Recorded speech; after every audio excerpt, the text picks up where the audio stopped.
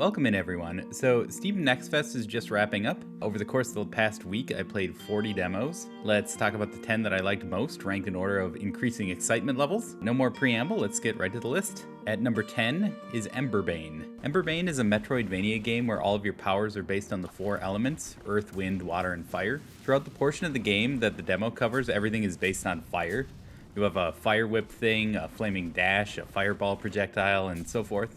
And use the fire like you'd expect. It's not just for dealing damage. You do set people and things on fire, both for combat and environmental puzzle solving.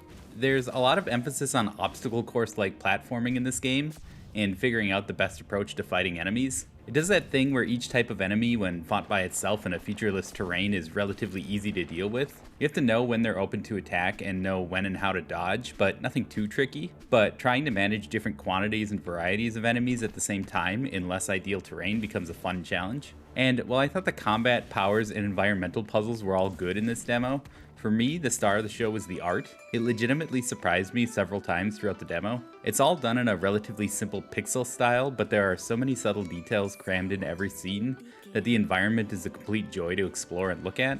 And so many of the animations are just ever so slightly more smooth and elaborate than your average Metroidvania, containing a few more unique frames than you're expecting. It makes everything really fun to look at. Really looking forward to checking out the full version of this game and seeing more environments and how the other elemental powers come into play. That is Emberbane. Number 9 is Entropy Survivors. Surprisingly, not a ton of Survivors games showed up at Next Fest this go around. I think Entropy Survivors is the only one that I played, but hey, it's a really good one. The premise of this game is that you're a frog riding a robot and fighting aliens on different planets. So what makes this one stand out in this overcrowded genre?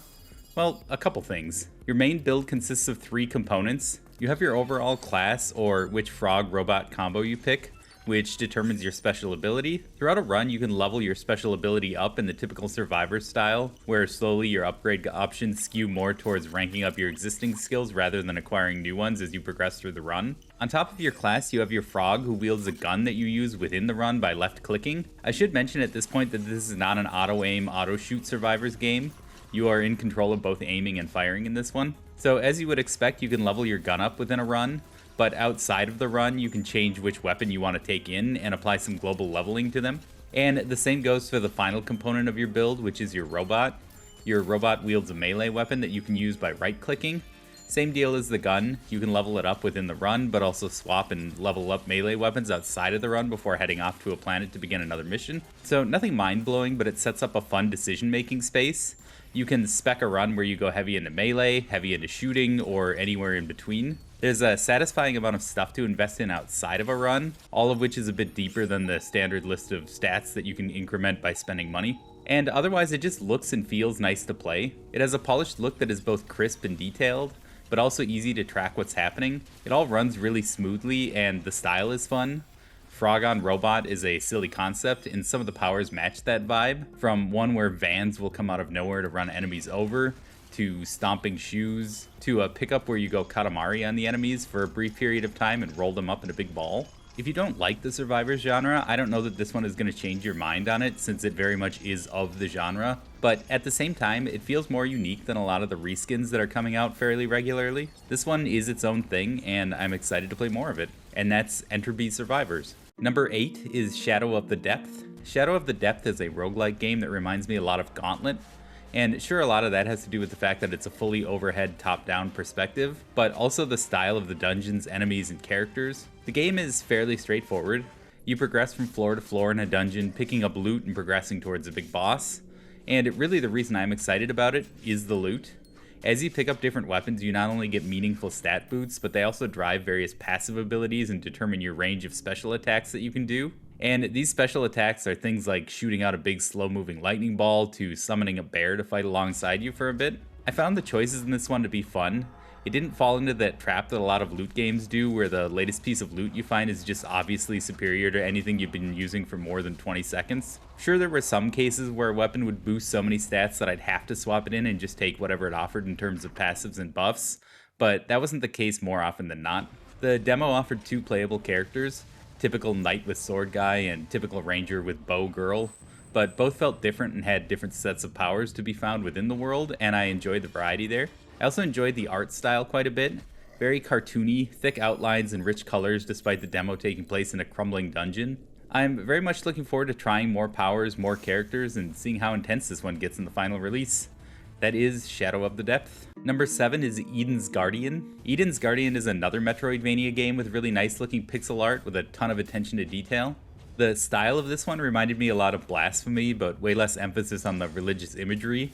Very gothic still though. The main hook of this one that stood out for me is a fairly simple power you get that comes with a ton of implications. In the game you can throw your sword, then hit a button to warp where it lands. Simple enough, but the way they do this is fairly interesting. If you throw your sword at an enemy, it'll stick into them. Warp to it and you'll rush to the enemy and do a slice through them to get behind them. Throw your sword at some wall surfaces and it'll stick, allowing you to warp to it and get a good anchor point for a wall jump. Throw your sword at a metal surface and it'll bounce off high into the air, allowing you to warp to it at just the right moment to get some extra height. And they use these things in really clever ways throughout the demo. I was kind of reminded of the recent Prince of Persia game that just came out, where they force you to really utilize your powers to their fullest extent to both fight enemies and get through some tricky platforming obstacles. The demo ends with a pretty cool boss fight that hit the sweet spot for me, where I needed to try it a couple times to figure out what was going on. But once I got there, found it to be rewarding and still somewhat demanding. I've seen footage of people absolutely owning the boss by really mastering the mechanics of the sword throw and warp thing, and stringing some amazing looking combos together. So it can go there too. That's Eden's Guardian. Neat, unique mechanics. Seems like a lot of room to get insanely good at the game. Seems like a lot of room for it to get really hard and demanding, which I think works for it. And looks great. I'm excited to play more of this one. Number 6 is Gatekeeper. Of all the demos I played during Next Fest, this is the one I spent the most time with. And I would have kept playing it more if I didn't want to keep the momentum going on actually taking the time to make this video. This is a roguelike game that I think is probably inspired by Risk of Rain. I say this as someone who doesn't know Risk of Rain very well, so take that with a grain of salt. Something about the world and the way the powers were done reminded me of it though. So in this game, you go from stage to stage, completing tasks and leveling yourself up to take on harder and harder stages. The objective of each stage will change. Sometimes it'll be killing a certain amount of enemies. Sometimes it'll be powering up totems and dealing with waves of enemies while remaining close to the totem to keep the charge going up. Sometimes it'll be hunting down specific items to plug into monoliths. Once you've completed your objective on the stage, you can either seek out the exit and bail, or look around for ways to boost your power set. Every few stages you'll have to fight a big boss before you can move on. Nothing here is entirely original, but I really liked how it all came together. I thought the visuals were clean and satisfying. I really enjoyed the variety of enemies.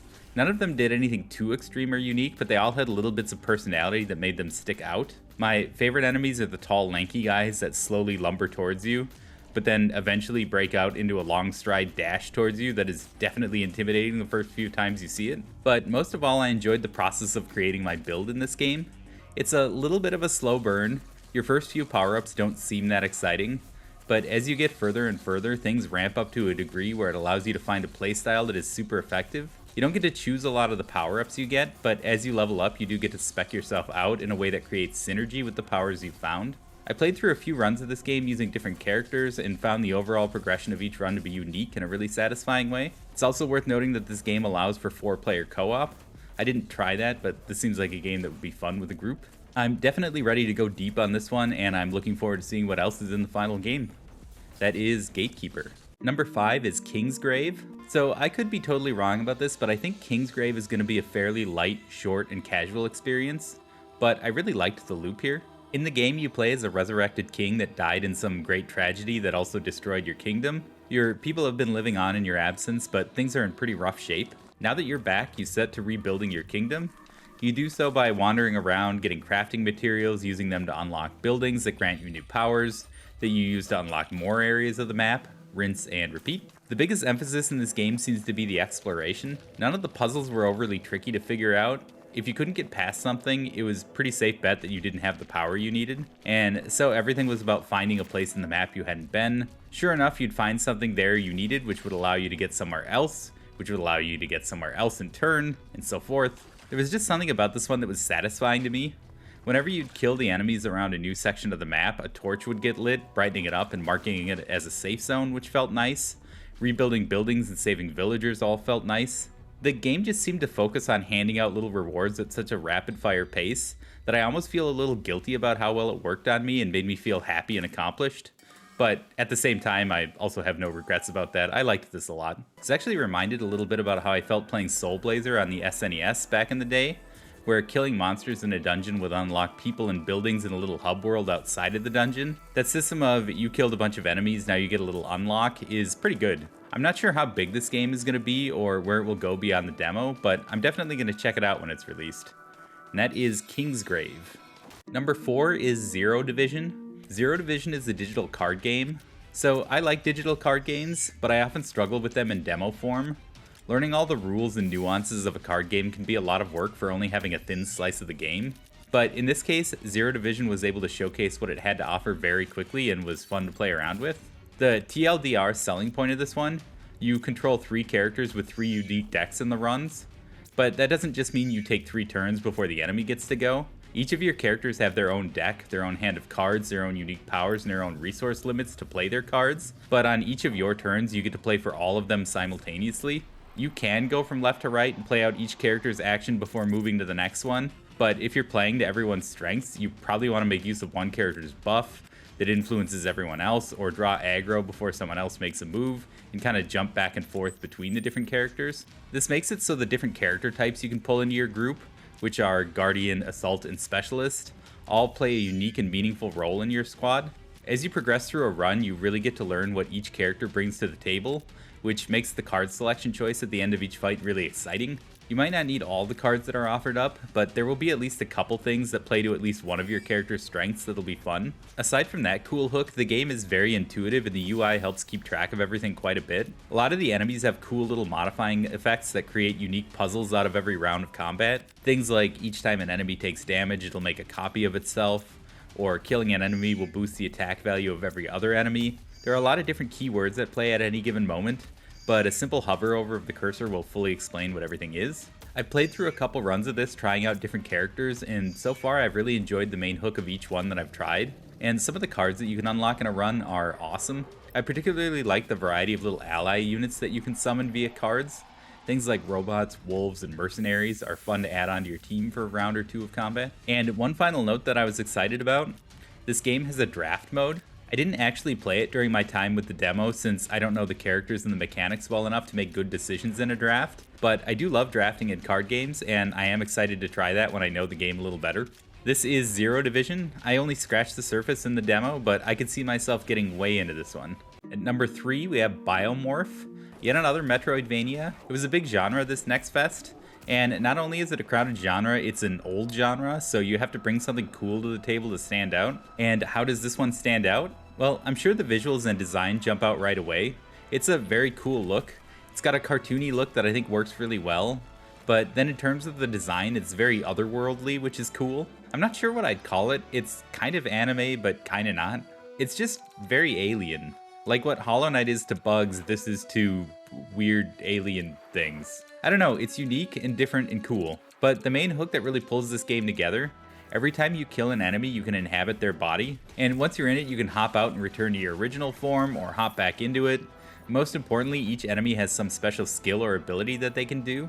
The few that are highlighted in the demo are a creature that can do a big strong charge attack, one that can shoot boomerang bullet things, and one that can walk over spikes. So there's a lot of environmental puzzle solving centered around finding the enemies you need to progress through spots and then form jacking them. But then kind of another cool element, if you inhabit the body of a creature enough times, you unlock the ability to equip them and call them in without having to kill one on the current screen that you're on. You can swap out what creatures you have equipped at fast travel points, as well as swapping out your main and secondary weapons. Seems like a lot of room for playing around with things and exploring the world.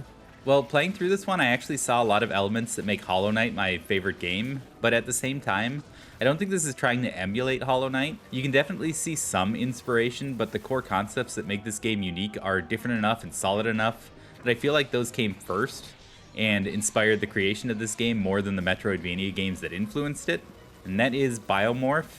I'm pretty excited to see how this full game comes together and how well they use some of these really solid mechanics and ideas that were in the demo. Number 2 is Mouthwashing. Mouthwashing is a horror game that seems like it's going to be very weird, and weird in a creepy, off-putting way, which is my favorite kind of horror. You start the demo playing as a captain on a ship hauling some unknown cargo. After a brief conversation, you jump forward in time, presumably still playing as the captain, wandering around the corridors of the ship, but they seem to wind and loop unnaturally. Eventually, you start to run into this creepy animal mascot thing, and it seems like maybe you're not doing well. Jump forward in time, you play as a different crew member, and it seems like the ship has crashed. You eventually run into the captain from the first few scenes, and he seems to be doing much worse. The crew decides you need to break into the cargo hold to see what you've been hauling that is worth potentially losing all of your lives over. You wander around the creepy underbelly of the crashed ship before finding a tool to crack the lock. Inside the cargo hold, you find mouthwash? Crates and crates of mouthwash. Jump forward a little further and you're alone with just the captain. You're celebrating with a birthday cake, but you need something to cut it. So you go to the helm of the ship to grab an axe. Once you get back to the captain, he's laying on the table and the cake is gone. But hey, time to cut the cake anyway, right? The demo ends with you jumping back to a conversation from before the crash. That seems like that's what this game is. Non-linear storytelling, weird creepy vibes, not everything is what it seems, and not everyone is who they seem to be. If you know you like this sort of thing, you know you like it. The demo offered just enough of a taste of the story to intrigue me and wonder who these people are and what they're doing, without revealing any hints of where this thing is going, and I'm here for it. That is Mouthwashing. Number 1, we have Ultros. So this is another Metroidvania game, and speaking of things that are a little weird and bizarre, if you're looking at the screen, you're going to notice the visuals of this thing. They are absolutely incredible. Every screen is completely packed full of detail and colors, and it's awesome to look at and inhabit this world. And honestly, the art and design is so cool in this game that it could totally carry it without a lot of gameplay stuff going on. But the gameplay is there too. There are some neat ideas at play here. One of the more notable ones is how you level up. Each time you kill an enemy, you can eat their remains. Different enemy carcasses contain different amounts of 4 main nutrients. However, the carcasses will become mangled and less nutritious when you kill them if you spam the same attack too much. In order to get a nice clean carcass, you need to switch up your attacks and implement different combos. As you level up in little liquid pods and spend your different nutrients, you gain different attacks that do make this much more manageable.